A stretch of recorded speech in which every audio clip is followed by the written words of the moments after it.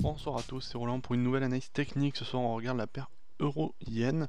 Alors comme vous pouvez le savoir ici, vous pouvez le voir je dirais, même le savoir puisque vous l'avez vu sur la dernière partie d'accélération ici haussière excessivement importante sur le taux de change qui est passé, imaginez-vous quand même, en août, enfin au plus bas là globalement, on était à 95 et là on est à 125, 123.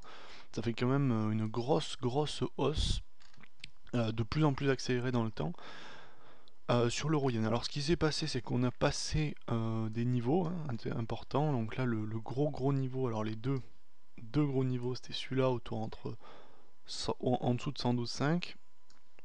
Et là, il y a eu celui-là autour de 123,3 qu'on a passé bien comme il faut. Alors maintenant, je sais pas si ça va rebondir dessus, si c'est reparti pour une nouvelle hausse. Bon ça, il y a quand même deux bonnes bougies baissières, et puis même sur l'euro-dollar, je crois, ou deux trois autres paires, ça a bien corrigé quand même. Peut-être pas l'euro-dollar, l'euro-dollar, je crois que c'est le cas, je regardais. Oui, il y a eu un peu de calme, l'euro-yen, l'euro-GBP aussi. Donc l'euro-yen, lui, il va plus vite quand même, vu la politique de la Banque du Japon. Mais il va quand même y avoir une correction à un moment ou à un autre. Surtout que sur le Forex, donc vous avez nécessairement des effets de correction quand même à la longue, parce que plus... Enfin là le problème c'est qu'il n'y a pas vraiment d'interdépendance nécessaire, enfin pas autant qu'avec les États-Unis entre l'Europe et le Japon. Du coup c'est un petit peu artificialisé, ces hausses de taux de change.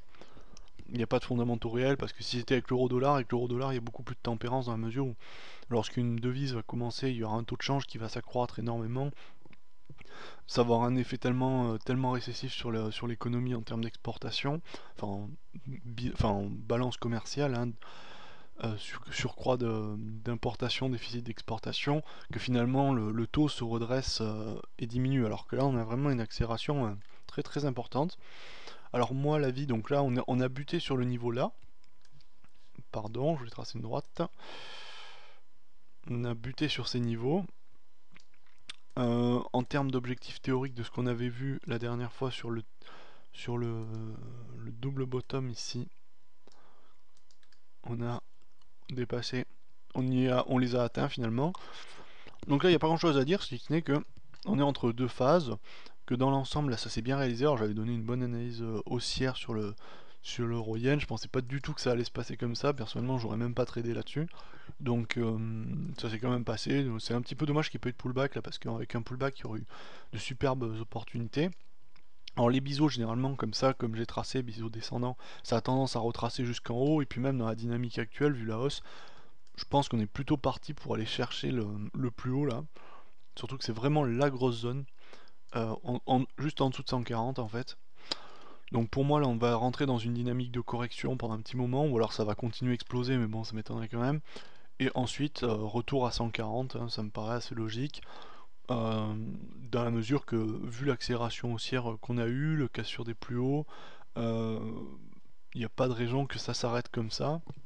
Après voilà, il y a pas de, là j'ai pas de figure à la pluie maintenant pour dire ça repart. Mais je vais conserver un biais haussier sur l'euro yen, ça me paraît tout à fait cohérent, à part si on a une très forte reprise baissière, parce que bon ça peut être chaotique. Euh, mais je reste haussier dans ce scénario ici. Peut-être une consolidation sur ces niveaux-là. Mais après, à mon sens, une reprise haussière, à part si on a des figures chartistes ou autres, ou des news qui viennent nous ramener à la baisse. Voilà, j'espère que cette vidéo vous aura plu, elle était assez courte cependant, et je vous dis à la prochaine.